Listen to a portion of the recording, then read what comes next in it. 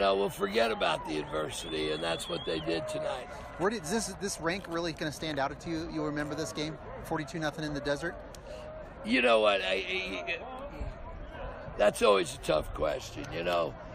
We've taken a major step. Okay, we've got this team. Yeah. In the sense that the character they showed dealing with this, they focused up and we took care of it.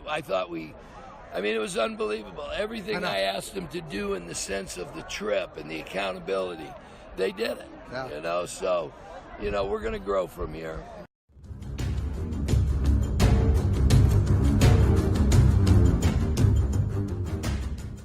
Hello and welcome back to the Trinity League Football Podcast. I am Dan Albano speaking to you here with our insider, Scott Barajas. It is a Monday evening, August 27th. Scotty and I are both back from Las Vegas, and we welcome you to another broadcast and joining us on our inside look at the Trinity League. And Scotty, how are you recovering from our trip to Las Vegas? I'm doing pretty good, Dan. It was a very good weekend on all levels for all of MD football and for all the football fans who went out to Vegas and who watched that game on TV, as well as all the other football fans that are following their Trinity League schools. So it was a good week. Well, I definitely enjoyed the trip. It was great to see a hyped up game. Great for a celebration of high school football on ESPNU live. I'd never been to Bishop Gorman. Got to see their campus, see how hyped their student section was, see a lot of people in there. I actually watched the game from the visitor Mater Dei side underneath an ESPN camera, and I was seated with some, which was because the press box was loaded with TV guys, but it was a good experience for me. I got to hear some outside Orange County football fans talk about Gorman and Mater Dei and high school football in general. I always like those different perspectives and stuff like that. And my video turned out pretty well because there was a great run by the first touchdown of the game, which really was the changer. The game changer was Bryce Young's fourth down touchdown, 34-yard, weaving through the Bishop Gorman secondary. That was toward my sideline where I was at. So it was a blessing how it all worked out, that he was running right toward my camera, and I got some pretty good video of that. And I definitely got it was a nice taste of national type high school football. Yeah, that stadium is beautiful. I even took a couple of snapshots of that sunset sitting over the hills, and you couldn't ask for a better setting on that night. It wasn't too hot. That sun was hiding for those who were at the game. The sun set, and it was hiding behind some overcast, so it knocked the temperature down a little bit. It was a great night for football. Yes. And we opened the show with comments from Bruce Rollinson talking about Mater Dei's coach, talking about the steps that the progress and the growth that the Monarchs showed in that convincing 42-0 victory. It was a culmination of a very intriguing and firestorm week for the Monarchs. Which started out earlier in the week with a very surprising story, which was a forfeit, which even our insider Scott Barajas did not see coming. You really had no hint that this big story was coming out, that the reigning national champions, who were 15-0 last year, that they were going to forfeit their opening game against Bishop Amont because they used an ineligible player. Scotty, how surprising was that story and that revelation that came out on Wednesday, and what kind of things did you see kind of play out for Monarchs as they embarked on this big week that we're gonna recap here shortly? First things first. It was an oversight. There was no deviance. There was no deceit. Forget what people were saying on social media, because everybody jumped the gun. Everybody kept saying that that's what they get, that's what they deserve. They were doing it, to deceitful they did it because they didn't want to do it. They did it now because if they was at the end of the year, their whole season would have been shot. There was no deceit, bottom line, and people, just tore apart Mater Dei, and the kids on the other side of this, the Mater Dei kids, rallied amongst themselves, and took, it was them against everybody, and, it was either going to, bring them together or was going to tear them apart, luckily it went on the opposite side, and they rallied together, and, something like this can only make, a team stronger. Yeah, well said, and we appreciate that insight here. Scott Barajas definitely has the pulse of these Trinity League teams and has a very good insight. And I agree. I mean, I looked at some of those social media posts that came out from players like I was really intrigued by one by Mace Funa, because Mace, as we all know, is out with a knee injury. Maybe he'll come back at the end of the year, but that'd be a long shot. But on Wednesday afternoon, he posted a quick post on social media on his Twitter account saying, "Ain't nothing wrong with little adversity," or something like that. And and there's a kid who knows about adversity. He's coming. He's experiencing it right now. Trying to the Oregon commit, trying to come back from a knee injury.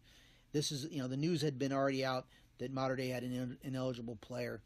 And there was a few other players that emerged as kind of vocal guys that were saying some positive things on social media. A couple linemen, I think a young lineman, Marks was one of them. Ty Marks, right?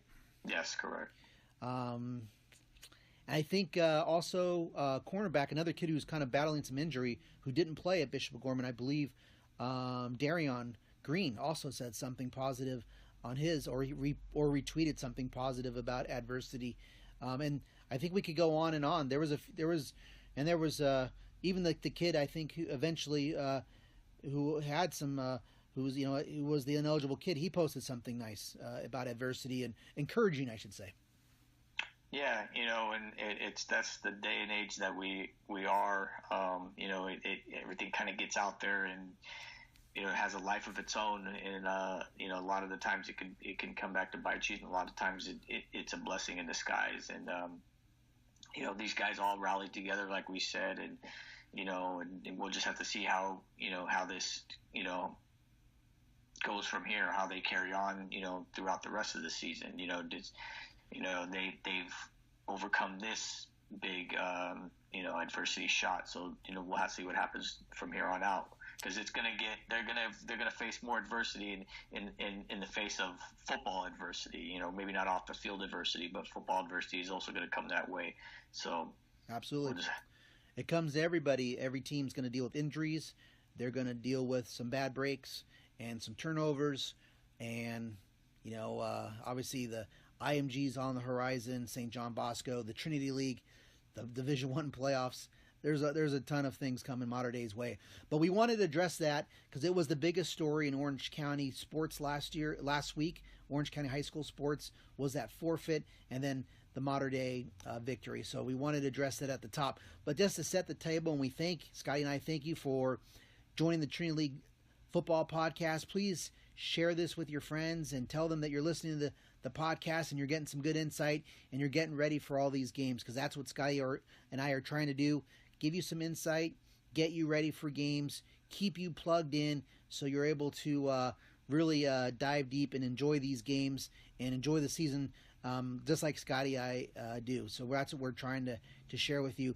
But we're going to review the games from last week, and we're going to assign our grades and our players of the week like we have. And then we're also going to preview the games for coming up this Friday, August 31st, the last Friday of the month and of August. Everybody is playing this week except Servite, which has got that 9-game schedule, that fluky kind of weird thing happening with they didn't get a 10th game. So Servite's on their bye this week after a great rally against Norco. They proved me wrong. The only pick I had wrong last week, Scotty, was I predicted Norco to beat Servite. I would have been about 11-0 in my picks, but the Friars came back in the second half unbelievably. But we will get into that. But Scotty, let's start with that Mater Dei game Friday. It was a Friday night at Bishop Gorman. It was over 100 degrees, about 100 degrees, about an hour before kickoff. It cooled off. There was a little breeze, like you said, cloud cover, but it was a dominant 42-0 victory by Mater Dei. They had the running clock going. Elias Ricks returned an interception for a touchdown, about 90 yards on the last play of the game, but they called it penalties. It was kind of weird. You're not supposed to end the game on a defensive penalty, or on a penalty, I don't think, in general. And I know Rawlinson was telling the refs, just call it. There were some big hits on that by Mater Dei on the block returns. Some, a couple Bishop Gorman's guys took some blows. I think Rawlinson wanted just to get out of there, and they'd seen enough, and enough damage had been afflicted onto Bishop Gorman. But what was your take on this game, Scotty? I know you were present there at Bishop Gorman. Yeah, I'm pretty sure everyone saw this game where they DVR'd it. Was I surprised at the outcome? Yes and no. Like Rollo mentioned, they were going to rally over this adversity, or it was going to tear them apart. Knowing what this team is capable and can do, and that's exactly what they did. They showed their explosiveness. They scored on big plays, so big that the stat box was kind of light. And what I mean by light is that Jacoby carried the ball 6 times for 74 yards, but he averaged 12 yards per carry for the second straight week. And he had the one reception for the 60-yard touchdown. Then he had Sean Dollars, who had 4 carries for 59 yards and that 34-yard touchdown run. He had 2 receptions for 125 yards and the 2 TDs. That's 3 touchdowns on 6 touches. And then you had Bryce Young, who was 10 for 13 for 241, 4 touchdowns. He did have the 1 pick. He carried the ball twice for 59 yards and a touchdown. So offensively, it was big plays. They sustained a few drives, but everything was big plays. Defensively, they held Gorman to 176 yards of total offense. McCoy added 2 more sacks, and Moses Cepolone and Steele Dunbar combined for 12 tackles, 4 tackles for loss, and a sack. And then MD completed the sweep on Saturday with their freshmen winning 21-12 and their JV winning 23-21. So it was a dominant performance on field for the Monarchs, and it's going to be interesting because from here on out, they won't really have anything up until they play IMG in about 3 weeks. Yeah. Well, my takeaways was that I was super impressed by Mater Dei. I didn't expect 42-0 against a 3-time national champion, a proud program. I know Gorman isn't as stacked as they have been when they had like Tate Martell, stuff like that. But I didn't expect that. Gorman did not have they showed at the end when the game was out of hand they could pass a little bit better, but they couldn't establish their run, and I think that's what they wanted to do, and they could not match Mater Dei's team speed at all, and their defense was just overmatched by physicalness. I came away very impressed with Bryce Young. I can't believe how athletic that guy. That the run was 34-yard run was just sensational. The way he just weaves through guys. And I was amazed watching that replay. And I have that video a couple times up on our OCVarsity YouTube. You'll see that he doesn't get really touched until the end. I mean, he does a lot of this juking when he makes a back cut in the face of a pass rush in the backfield, and he weaves through the line of scrimmage and cuts upfield. He never is touched, and it's not until the very end when he's diving in. So he's so slick. And then Brew McCoy is a monster 2-way player. The 2 sacks, had a fumble, but he had such a devastating block on the 71-yard touchdown by Sean Dollars. I mean, he's just so multi-dimensional with his blocking is just insane at 6'3", 215. DBs have no chance against Brew McCoy. There's not a DB. He's just too aggressive. His blocking technique is too good, and he's too unselfish of a guy. That's an automatic. That's something you have to game plan. He's going to knock over some DB, and I don't know how teams are going to stop it unless you have some amazing safety that can come over and help you. And then when he catches it, he, in the secondary, they forced a fumble, I think, on his first play, but he's very hard to bring down. Both those guys. I don't know if there's anything you want to add on Brew McCoy and Bryce. I mean, pretty much with Bryce, that game and those offensive touchdowns gives you an idea of what Mater Dei is going to be like for the rest of the year. That is what they do. That's what Bryce does. He makes, everyone talks about him being in the pocket, and yes, he's not. He makes, if anyone watches his Cathedral highlight film, it's all outside. It's out, outside the pocket. He's doing, they call him the magician. That's one of the nicknames I heard. Yeah? They call him the magician, because he sits there, he'll like juke everybody out and go in circles. He'll go around, and then he'll throw a 75-yard bomb on the money, and that's what he does, and that's exactly what we saw. And as far as Brew goes, he's the complete player. He's an unselfish player because he loves to block. He loves to, and that's what you will see on everybody's touchdown runs. He's always blocking on somebody, and a lot of kids, we watch them on their highlight films and stuff like that, and you'll see receivers and they're kind of just trotting down the way, but he loves to block. And that's why he has his nickname, the Bruiser, Brew McCoy. Yeah. Right. He's physical kid, loves all of that. So yeah, exactly. Yep. Yeah, I wrote a story about him earlier in the week. If you guys didn't check that out, please check it out. Search Bruiser, Brew McCoy on OCVarsity. Hopefully you guys saw it. You can follow me on Twitter at OCVarsity guy. But yeah, that's, the thing about Bryce, just as impressive on his second touchdown pass, or I don't, actually it wasn't the second, but it was, I think it might have been, it was the third one early in the second half, his touchdown to Jacoby Harper. That was one where he used his feet to, again, escape the rush.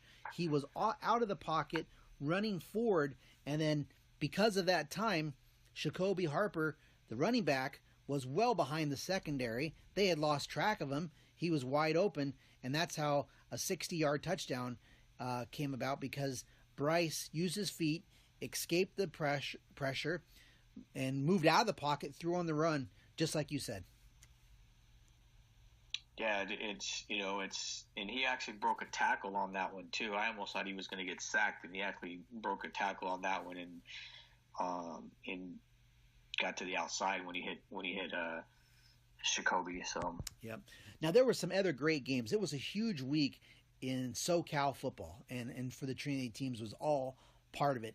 Another big result, Scotty, was Centennial Corona rallying very impressively in the second half to beat Orange Lutheran 45-28. Orange Lutheran was up 14-0 at halftime of this game, and playing great defense and looking like maybe the team that we expected. But then this game really got out of hand for them in the second half. This game was on Fox Sports West, and I was able to catch some of it, and I know you did too. What was your thoughts on this game, Scotty?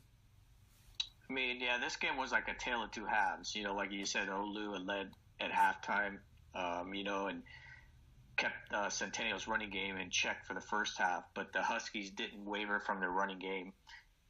They stayed with it, and they wore down an Olu defense en route to 232 yards rushing and outscoring them 35-7 in the second half.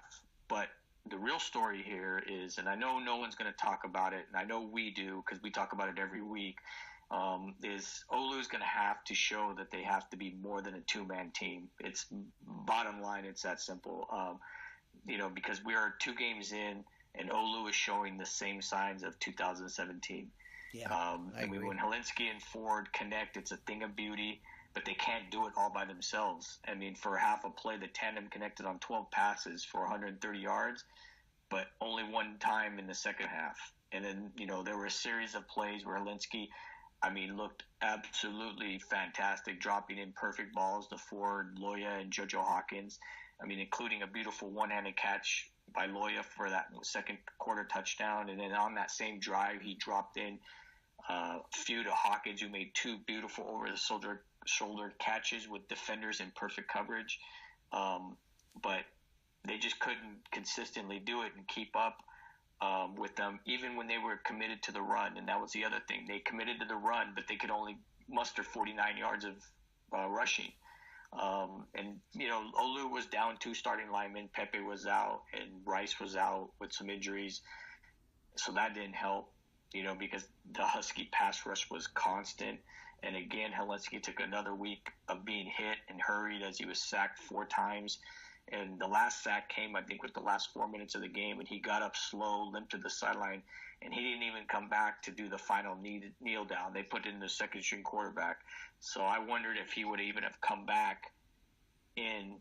He looked okay on the sideline, but I think they just knew it was done, so they didn't want to bother having him go out there. But, I mean, Olu, showed heart. I mean, they had a few defensive kids that played really, really well. Yeah. Zach Brogdon and Jay Cosavella.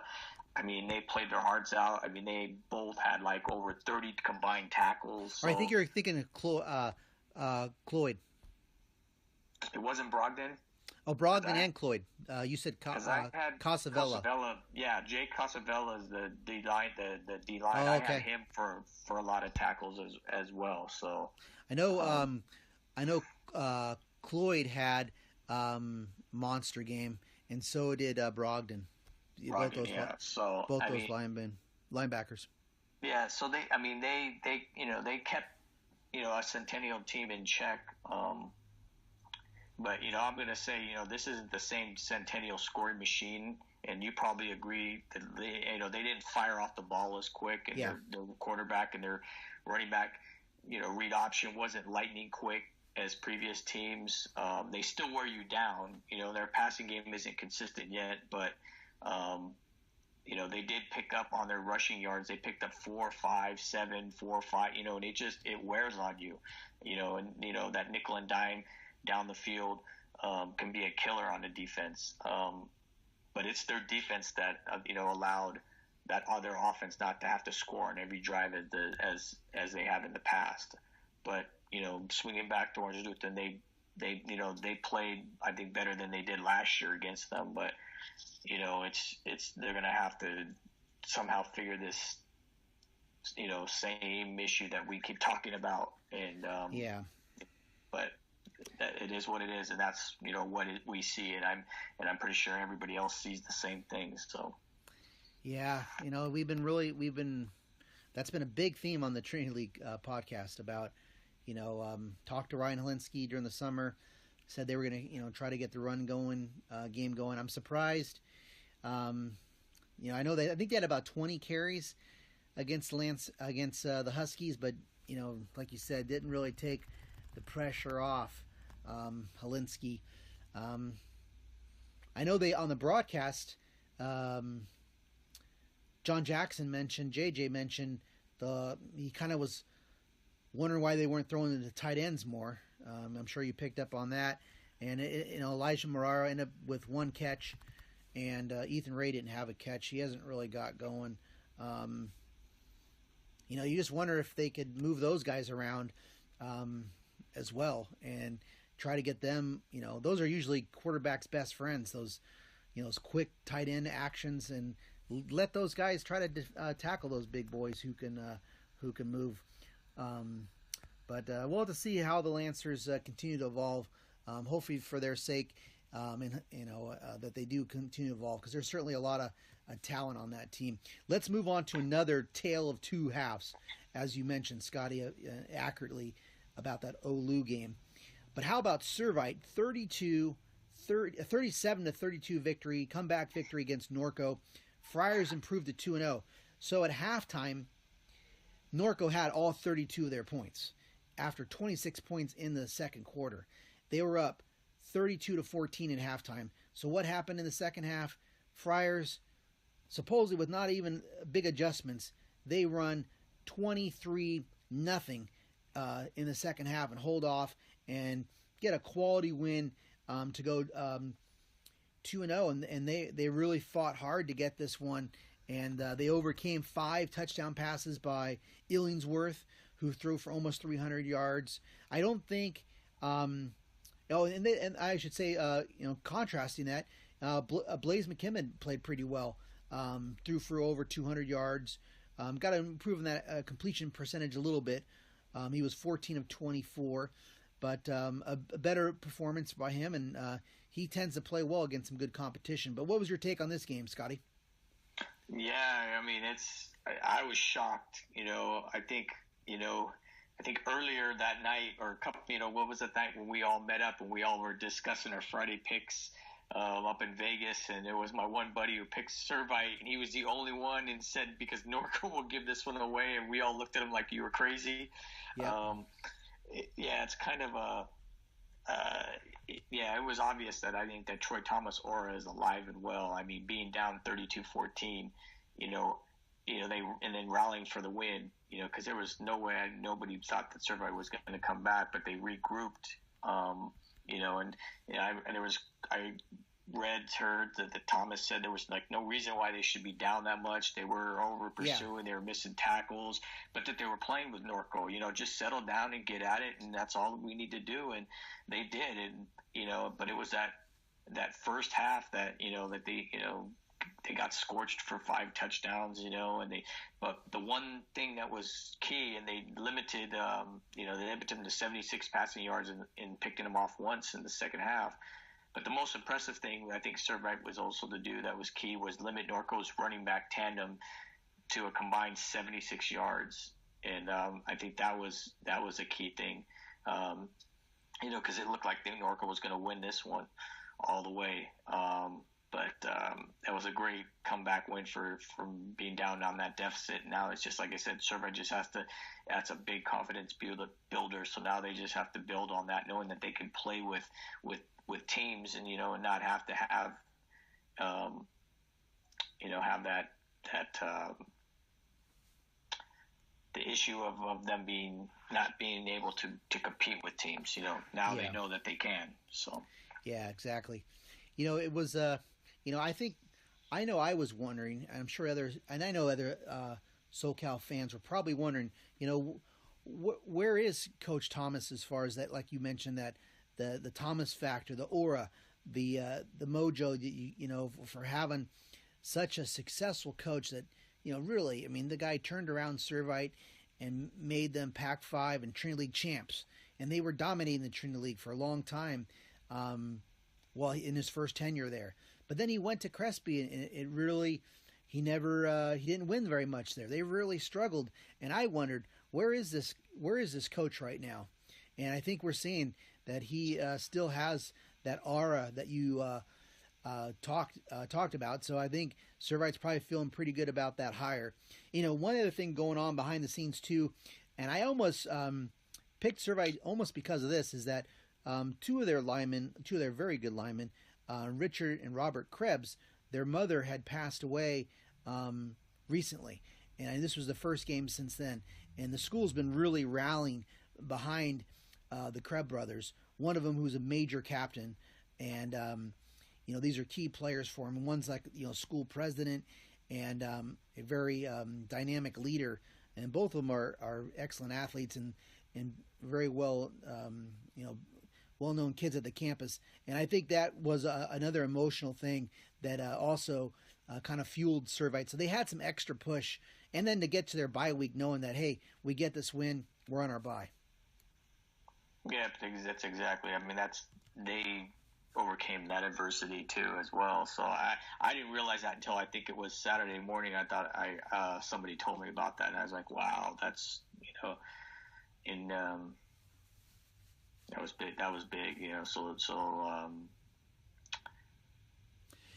Another big win on Friday, and I was surprised by the margin of this. I picked J. Sarah to win, but they won in an impressive fashion, 49-21 at Calabasas, who's a very talented team. As Scotty preview, if you listen to Scotty's preview, there was a lot of things for J. Sarah to be concerned about. A lot of good players on the other side, but it was Chris Street who they gave the rock to 22 times, the junior transfer from Mater Dei. So there wasn't that sharing that was so big in that first game against Corona Del Mar. They featured Chris Street. He ran for 127 yards, averaged almost 6 yards a carry, scored a touchdown. But Anthony Ward still scored a touchdown. Caden Bell scored a touchdown on the ground. They also even got a receiving touchdown from Jaden Genova, sophomore. He's also a transfer from Mater Dei. But Scotty, what was your take on Jay Serra? Going to 2-0, with another big time performance. Yeah, Calabasas kind of learned what it's like to step up and play a D1 team. This is the trend that I've seen over the last few years, where a lower level power who's dominated their divisions have always to step up to play a D1 team for the first time, and they don't realize how big a difference it is. And it is, and they get kind of like rocked in that, get overmatched, and you're going to have to play mistake-free football and be able to control the line of scrimmage. And Jay Serra showed Calabasas, what to expect when you're going to play D1. And they set the tone was set by the Lion defense, as they pressured Jaden Casey all night.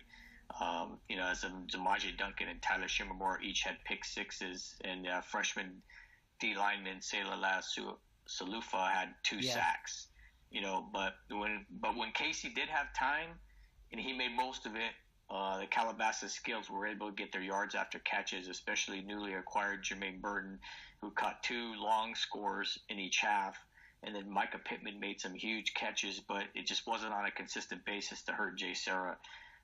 Plus, Jay Serra utilized a lot of two-way guys in this game with Jaden Genova and Sean Nielsen at fullback, and not just blocking. Like you said, Genova scored actually a touchdown, and he caught 2 passes. And then Nielsen, I think, rumbled for a couple of short yards first downs. And then Sammy Green played a lot of corner when Zamaje Duncan would go down as their jet, pass rush DN. So, they played everybody in this one, and they're starting to utilize their athletes, which I don't think Jay Serra's done in the past. And then offensively, Jay Serra didn't do anything spectacular. It was very workmanlike. The offense scored 21 points, but they had 3 long scoring drives of 13, 12, and 12 plays. And then Chris Street, he ran for, like you said, 127 yards on 24 carries, but 17 of that came on a fake punt. So, but he still had his yards. He ran hard, broke tackles. It was all workmanlike. If Calabasas could have cut down on their mistakes, they committed 13 penalties. The game could have been closer, but one thing was apparent that Jay Serra's, physicality was just too much for Calabasas. Yeah, they just seem dialed in. Jay Serra seems more dialed in, more disciplined, making smarter plays. The defense, the alertness, and they seem to really be in tune with their athletes this year. It's definitely a noticeable shift this year, where they've had two-way players before, but they seem to have better roles for some of their guys this year, and a few more of them this year. So another big game, Scott. This is the last big one that we haven't covered yet. Mission Viejo defeated Santa Margarita 30-20. That was the OCVarsity game of the night on Friday. So this was a big clash, big victory for the Diablos, who are we talked about another a public school. We talked about Centennial getting that victory. The Diablos want to be in that conversation of we're one of the top public schools around, just like Centennial Corona, which beat Olu, or like Long Beach Poly with their amazing history. But Mission Viejo had themselves a great night, got that victory against another Trinity League team. They have a great record against some Trinity League teams, obviously, probably outside of Mater Dei in recent years. But what was your take on this, where Joey Yellen played a great game, and Achille Arnold, 3 interceptions. He's our OCVarsity Defensive Player of the Week, and that's kind of what we predicted about that scheme for Castelli. Might be a lot for a sophomore. Yeah, I think this turned out exactly how we thought. It wasn't a blowout. It was close, and Mission Viejo defense gave young Peter Castelli an introduction to big-time D1 football. It was that Diablo defense that cooled off Castelli, intercepting him 4 times, the 3 by Arnold, like he said. And despite, the Diablos creating havoc for Castelli, he only completed 33% of his passes. And the thing was, is the Eagles were still in the game to the end. I don't know if Mission Viejo was that strong, or if the Eagles are that better than what we thought. But Mission Viejo used their skill guys to make the big plays on their end. As they, defense, as Mission Viejo's passing game went for 350 yards and 2 touchdowns. But after all that, Eagles only lost by 10. So, yeah, very good point. Still makes you wonder, what the Eagles have in the tank, and if they cut down those turnovers and Castelli gets better and the team improves, they're not going to be easy opponent at all. So, last game of the night on Friday, August 24th, and we thank all the listeners here joining us on the Trinity League Football Podcast. St. John Bosco ran its record to 2-0 with a 56-0 victory over Garces of Bakersfield, which was a game that we didn't pay much attention to previewing it, and we kind of thought it was going to be like this, and it turned out just like that, Scotty. Yeah, they rolled. DJ Onyala-Leahy had 3 first-half touchdowns. He threw for 140, and he ran for 73. And the Braves outgained him 410 to 10. 10 yards they held him to. Crazy. And forced 3 turnovers. But that was expected. I think this team was just way overmatched. Newman and Titus Toller each had interceptions, but like I said, until Bosco starts playing teams that are in the same wheelhouse, it's going to be like this every week. Yeah, and I might have, and we'll get to this shortly, but this team they play this week, they're at home, a team from Hawaii, Milani, not too bad, 3-0 start, open division team, from Hawaii, Division 1/open division team. Maybe this is probably their toughest game, and we'll see how that looks. I still think we'll talk about that game. Let's not give it away. But so that covers our roundup from last week. Sky, let's circle back here and talk about our players of the week and our grades here. But Scotty, let's start with that Mater Dei game. Who was your players of the game? I know Bryce Young got a lot of press this week. But I'm going to have to go with Sean Dollars because he scored 3 touchdowns on those 3 touches, and they were electric and just absolutely just showed his speed. So I went with Dollars for offensive player. And I of course went with Bryce Young, OCVarsity offensive player of the week, but I cannot argue with Sean Dollars. Defensive player, I went with Moses, Cepolona, and Steele Dubar because they each had 6 tackles each. Steele had 3 tackles for loss, and then Moses also had a sack. Of course, Brewer had the 2 sacks. But I think when you watch the game, Moses and Dubar were in on every play. Even when they weren't, they were still making hits and pressuring and harassing, the quarterback. So, yeah, I'm glad and thanks to Scotty, I'm glad we talked a little bit about Moses last week, and I'm going to go with Steele Dubar. And what were your grades for Mater Dei?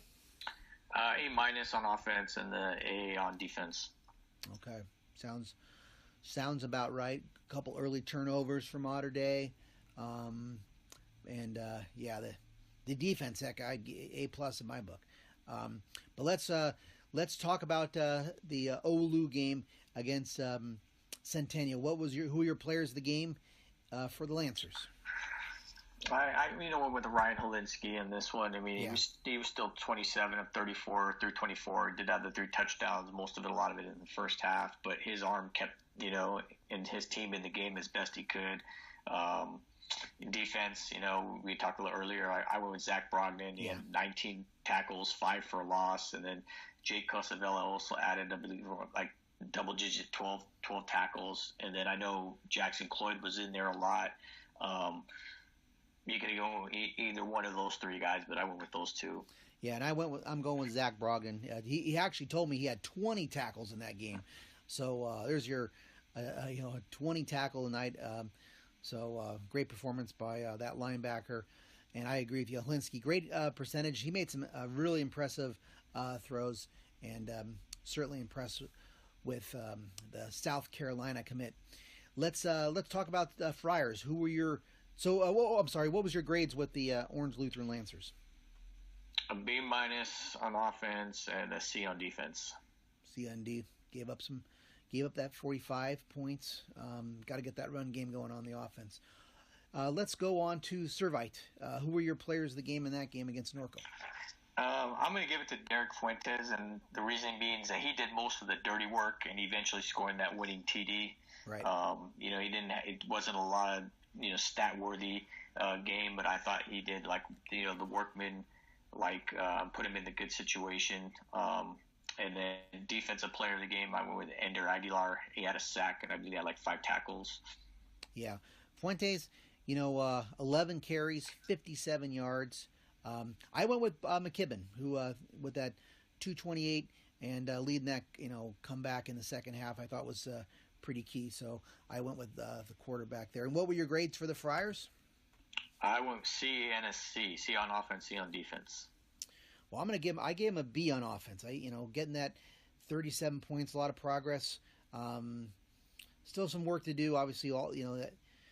Maybe give him a C+ on defense because of the way they turned it around the second half. But I'll give him a B on offense for getting that point total up after, we talked about how they didn't really score no offensive touchdowns in their opener against Bakersfield. How about Jay Sarah, Scotty? Your players of the game grades? So for Jay Sarah, Tyler Shimamura. Okay. He had a pick 6 and he had the punt return for the touchdown. So that's kind of where I gave them they didn't have a really big offensive player stat wise on that side. And defensive player, I went with Samaje Duncan for his pick 6 and to set the tone of the game because that was the first play of the defensive set, and he didn't get any sacks or tackles, but he was causing havoc on his pass rushes, from playing that jet end, which is going to be interesting because they're usually going to utilize his athletic and speed from that end. And their grades B on offense and A on defense. All right. Well, I gotta agree with both your players of the week. I gotta give it up for Tyler with the special teams play and defensively. And how about Duncan? Because he's a sophomore that we talked about last week, right? And yes. I think that's another guy that I'm glad we talked about. I think another under the radar type player that kind of standing out that obviously you spotlighted well tonight. Yeah, he's it was interesting because in the off season nobody had talked about him. Nope. No one was sure if he was going to play or if he was going to start. No one, we had talked about their secondary being young and inexperienced, and they just, and I knew about him from the Mater Dei days, and I knew he would be, and from his youth, he was a big time youth player. Sometimes it doesn't always translates on the, sometimes the kids peak, but obviously he's showing that he's not, and he's going to be one of those top sophomores throughout the year. Yep. Got to keep an eye on number 44. How about Santa Margarita? Players of the game in their loss against the Diablos. I went with Jake Thomas. Yeah. Jake Thomas, he had 71 yards and 2 TDs. And then defensive player of the game, I went linebacker Connor Burke. He had a sack and 10 tackles. Yeah, I identified both of those guys. And how about grades for the Eagles? Eagles, I gave him the D on offense with all those turnovers, and the C on defense. Okay, sounds fair. And then let's end it here with our players of the week for last week's games and our grades. How about St. John Bosco in that thump down? DJ Anelehi for his first half work at 3 TDs. He had 73 yards rushing. I think he had a big 40-yard run. And then defensive players of the game, Titus Toller, for the second week in a row, he came up with a big play. This time it was an intercept. But they played a lot of kids. They played a lot of kids that on there from lower levels that I saw, and so it was good for them to get everybody in there. But those are the mainstays that did well in the first half. Yep, Titus Toller, Colorado commit. So looking pretty good commit there for the Buffaloes. And how about your grades for the Braves? A, Yeah. A+. Yeah. Well, pretty impressive start for St. John Bosco. They're also 2-0, like we said, going to this game. And they've got back-to-back shutouts. Did we mention that? Yeah, back-to-back shutouts. I'm not too worthy on the two teams they've gotten those shutouts with. I mean, but like I said, I think this week is going to be a different story. So they're finally going to get some type of test, at least on the statistical side, and we'll get to that in a minute. Yeah, they've outscored their two opponents, Timpview and Garces, about 105-0. But Timpview actually did come back and win their game last week. So they're 1-1. Garces is 0-2. But let's look at these games this week, Scotty. Like we said, we're going to have a one less game this week to preview. Only 5 games. Servites got their bye, as we mentioned, and but these games all coming up on Friday, August 31st, and they're all 7:00 starts. Let's start again with J. Sarah. So they go back on the road again, out to Bishop Amant. Bishop Amant opened up with, they lost to Mater Dei quite handily, but there was a forfeit, as we've talked about, and so Bishop Amant actually got the forfeit win, and they won their game last week, and they're 2-0, but of course won by forfeit. What's your thoughts on this game where Bishop Amant usually plays pretty well at home? Yeah, 2-0, 1-on-1 on the field, coming off a 21-6 win over a 1-1 Paramount. And, that score doesn't give me any confidence that Amant can give J. Sarah a challenge, especially after getting routed by Mater Dei the week before. And, if Amant's offense could only generate 21 points over Paramount, whose main offensive threat, Damian Moore, sat the game out after being injured in the Mater Dei game. So it's not known whether he's going to come back this week or not, but I don't think they have enough. And I still think J. Sarah is going to roll in this one, similar to the MD score. Yeah, I'm picking J. Sarah to win. That Paramount team had opened the season on the road and beat Mission Hills of San Marcos, who's not a very good team, and that was 26-18. They're from that Avocado League, which is a Division I team, a Division I league in San Diego. Talking about Mission Hills, but I don't hear a lot of hype about them this year. They've been better past years, so I definitely like J. Sarah in this game. Let's move on. So Mater Dei Monarchs. This is going to be an interesting one in terms of where's Mater Dei's head. I mean, we're talking about the games against St. John Bosco's playing against kind of non-competitive teams. This one certainly has the makings of it. Monarchs traveling to La Mirada, who's 0-2. Again, a 7:00 kickoff. La Mirada has lost back-to-back weeks they got really handled by Capo Valley, and they were pretty close against the previous week against El Toro. But, I mean, Mater Dei takes a big, giant step, plays out of its mind against a nationally ranked Bishop Gorman team on the road in the heat, all piping mad about a forfeit.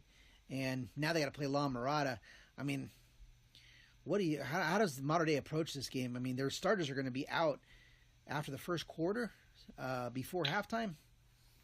Yeah, this is it's a week that's not going to be much resistance for them, but you still got to go in and you got to play. You still got to be focused. I mean, and this is you talk about a different type of adversity. You can go in here and just do what you're supposed to do, get in, get out, let some other guys play that normally wouldn't be able to play, but that's pretty much what we have on this one. It'd be a running clock, and then don't look for anybody to play past the second half. So yeah, all right. Another here's an interesting game which it'd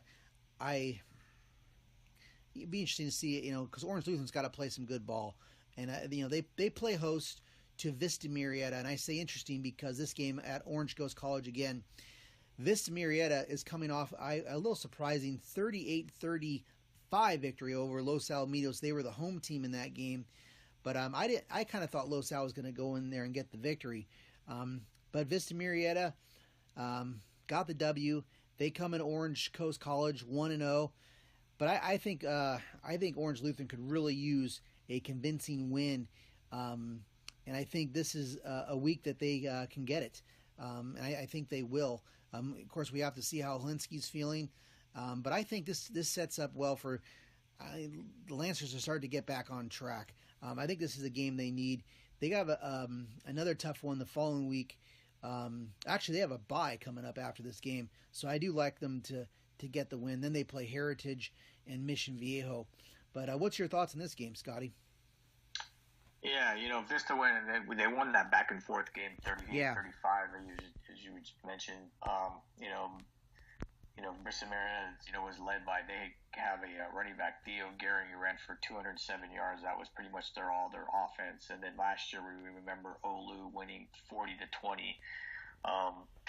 So, like you said, I think Olu can come in here and get the win. Hopefully, they don't have the same issues. It won't be a third week in a row of not being able to give him protection in some time. Get in, get out, get that bye week, regroup, and then, like you said, take on that Heritage team, and then Mission afterwards. So I think Olu, will win this one easily. I think Helinski will put up some better numbers. I can't see Vista Marietta being able to, really combat him like the last two teams have.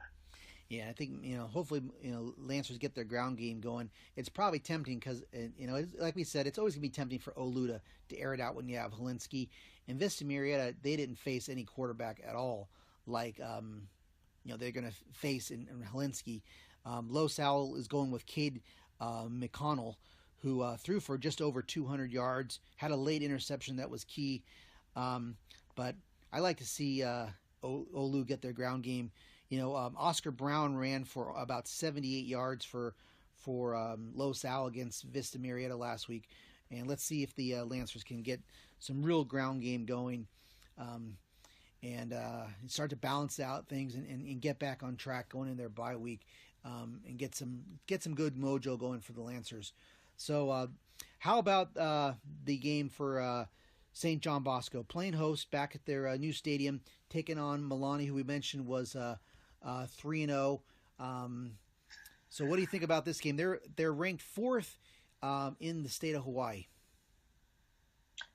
Yeah, so they're taking on their second out-of-state opponent, and all Milani's opponents have been Hawaiian teams, and they've beaten Kualua 44-6, Farrington 57-15, and Kaimea Kapalema 31-34. So they put up some points, and they've scored a lot. In the 3 games, the QB Dylan Gabriel has thrown 12 touchdowns for 812 yards and 0 interceptions. They don't have a rusher over 100 yards, but they do have over 300 yards as a team. And they have 3 receivers who have combined for 30 receptions for nearly 600 yards and 8 touchdowns. So statistical-wise, like I mentioned, This will be Bosco's stiffest test yet. But I don't think it's going to be stiff enough because I still think Bosco's going to roll and still win on this one. It just may not be a little bit more of a challenge. So. Yeah, we'll see how the defense comes along. If they they get a 3rd shutout in a row.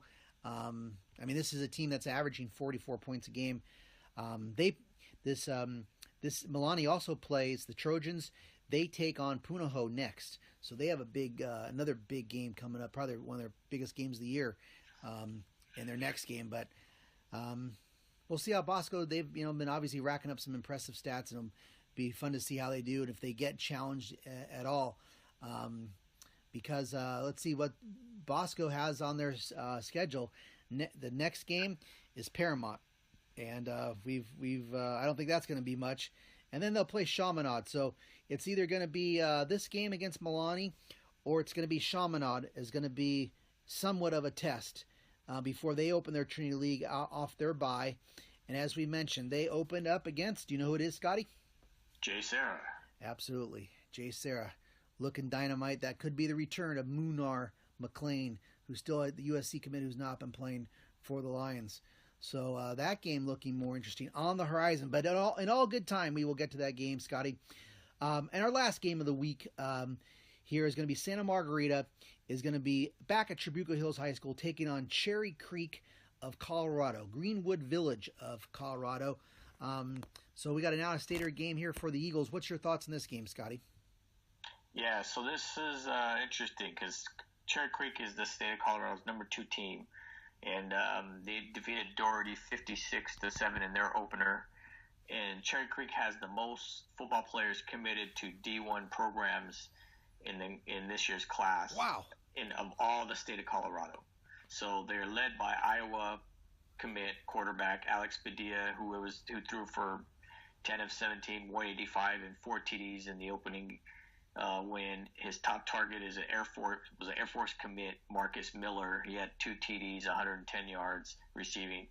The other D1 commits include offensive tackle 6'6", 291-pound Michael Lind, who's committed to Nebraska, and linebacker Alec Pell, who's 6'4", 230 linebacker, committed to Colorado. So this alone should be interesting.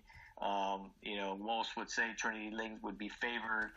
I'm going to go with Santa Margarita, in Trinity League and with this one because it should be. We're going to probably keep a close eye on the scoreboard on this one.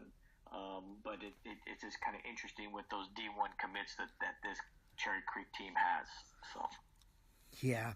Cherry Creek is a team that I used to cover. They were known as a swimming powerhouse back in the day. Used to have some big swim meets every year with Mission Viejo back in some of my early years of at the OC Register. But, man, that's a lot of recruits that you got out there, Scotty, that you're mentioning for Cherry Creek. But, this is Colorado football against the Trinity League. So I'm thinking Santa Margarita is going to make some quick adjustments and still get the win. But I agree with you. An interesting game nonetheless. Yeah. So that wraps it up for the week. It's not what it was last week. Last week was an epic week. You can't replicate that when you have 4 huge games going on, 5 games. I mean, it was unbelievable week, but still some intrigue, I think, this week with J. Sarah Mont. Got to watch that one. Olu looking, we know what we talked about, what we're looking for the Lancers. We know what we might see Bosco get tested. Santa Margarita got some tests. So, as a follow-up week, not that bad, Scotty. No, like I said, there's still, like you said, I think the Santa Margarita game will be interesting. The Bosco game will be interesting. At least going in, whether or not, maybe first quarter in, it may all, may change, but, it's still football and we still love it, and you can't complain. All right. Well, Scotty, you will be at La Mirada. You'll be taking a shorter trip this week on Friday, not hitting that 250-mile range to Las Vegas. Not this time. I'm almost thinking I might even stay home. Wow. For an early game. I don't know. We'll have to wait and see. It's Memorial Day weekend, so we'll have to wait and see. So. And I am going to be at the Mission Viejo La Habra game, so I might be doing some scouting for the Trinity League podcast on the side because as we mentioned last week, the Diablos still have a big game coming down the road with. You remember who they play still in the Trinity League, right? Olu. I will be checking out a lot of talent on that field. I'm looking forward to a couple public schools hooking up.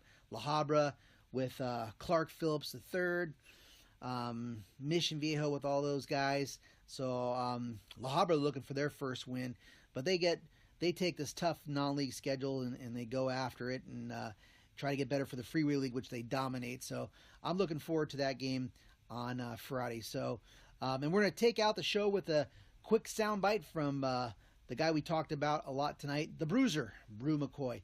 So, Scotty, great job as always. Thank you, Dan. You too. You as well. You always put in great insight as well. So it was great hanging out with you in Las Vegas and a couple of your buddies, and I'm glad we got to do that. And for Scott Barajas, I'm Dan Albano, and thanking you for listening to the Trinity League Football Podcast. I think it goes without saying, just from the way we performed, executed everything, that regardless of adversity, we show up when it counts. We came together as a brotherhood. We played for each other. We did everything that we're taught to do. I mean, we all talked about before the game all the hard work we put in, everything we've been through in the offseason. It comes down to big games like these. So performing and just the outcome of the game, obviously a shutout. I couldn't ask for anything more,